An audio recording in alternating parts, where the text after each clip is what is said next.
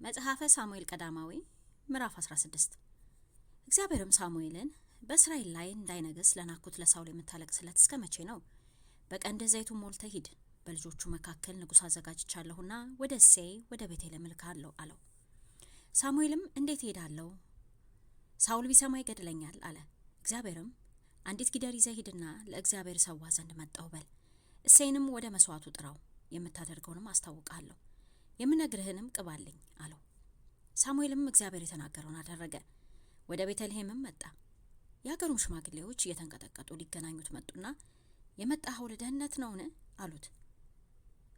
እርሱም ለደህንነት ነው፣ ለእግዚአብሔር ሰዋ ዘንድ መጣው፣ ቅዱሳን ሁኑ፣ ከእኔም ጋር ወደ መስዋዕቱ ኑ አለ። እሴይና ልጆቹንም ቀደሳቸው፣ ወደ መስዋዕቱም ጠራቸው። እንዲህም ሆነ፣ በመጡ ጊዜ ወደ ኤልያብ ተመልክቶ በእውነት እግዚአብሔር የሚቀባው በፊቱ ነው አለ።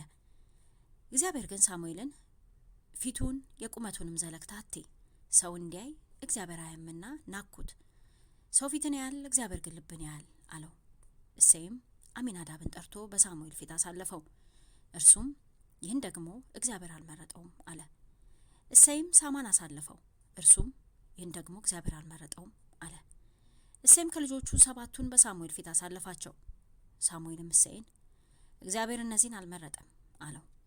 ሳሙኤልም እሴይን የቀረ ሌላ ልጅ አለህን? አለው። እርሱም ታናሹ ገና ቀርቷል፣ እነሆም በጎችን ይጠብቃል አለ። ሳሙኤልም እሴይን እርሱ እስኪመጣ ድረስ አንረፍቅምና ልካ አስመጣው አለው። ልኮም አስመጣው። እርሱም ቀይ፣ ዓይኑም የተዋበ መልኩም ያማረ ነበር። እግዚአብሔርም ይህ ነውና ተነስተ ቅባው አለ። ሳሙኤልም የዘይቱን ቀንድ ወስዶ በወንድሞቹ መካከል ቀባው። የእግዚአብሔር መንፈስ ከዚያ ቀን ጀምሮ በዳዊት ላይ በኃይል መጣ። ሳሙኤልም ተነስቶ ወደ አርማቴም ሄደ። የእግዚአብሔር መንፈስ ከሳኦል ራቀ፣ ክፉ መንፈስ ከእግዚአብሔር ዘንድ አሰቃየው። የሳኦልም ባሪያዎች እነሆ ክፉ መንፈስ ከእግዚአብሔር ዘንድ ያሰቃይሃል፣ በገና መልካም አድርጎ የሚመታ ሰው ይሹ ዘንድ ጌታችን በፊቱ የሚቆሙትን ባሪያዎቹን ይዘዝ፣ ከእግዚአብሔርም ዘንድ ክፉ መንፈስ በሆነበት ጊዜ በእጁ ሲመታ አንተ ደህና ትሆናለህ አሉት። ሳኦልም ባሪያዎቹን መልካም አድርጎ በገና መምታት የሚችል ሰው ፈልጋችሁ አምጡልኝ አላቸው። ከብላቴኖቹም አንዱ መልሶ እነሆ መልካም አድርጎ በገና የሚመታ የቤተልሔማዊውን የእሴይን ልጅ አይቻለሁ፣ እርሱም ጽኑ ኃያል ነው፣ በነገርም ብልህ፣ መልኩም ያማረ ነው፣ እግዚአብሔርም ከእርሱ ጋር ነው አለ። ሳኦልም ወደ እሴይ መልክተኞችን ልኮ ከበጎች ጋር ያለውን ልጅህን ዳዊትን ላክልኝ አለ።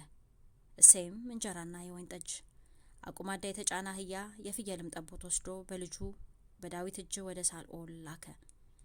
ዳዊትም ወደ ሳኦል መጣ፣ በፊቱም ቆመ፣ እጅግም ወደደው፣ ለእርሱም ጋሻ ጃግሬው ሆነ። ሳኦልም ወደ እሴይ በዓይኔ ሞገስ አግኝቷልና ዳዊት በፊቴ እባክህ ይቁም ብሎ ላከ። እንዲህም ሆነ፣ ከእግዚአብሔር ዘንድ ክፉ መንፈስ በሳኦል ላይ በሆነ ጊዜ ዳዊት በገና ይዞ በእጁ ይመታ ነበር፣ ሳኦልንም ደስ ያሰኘው ያሳርፈውም ነበር፣ ክፉ መንፈስም ከእርሱ ይርቅ ነበር።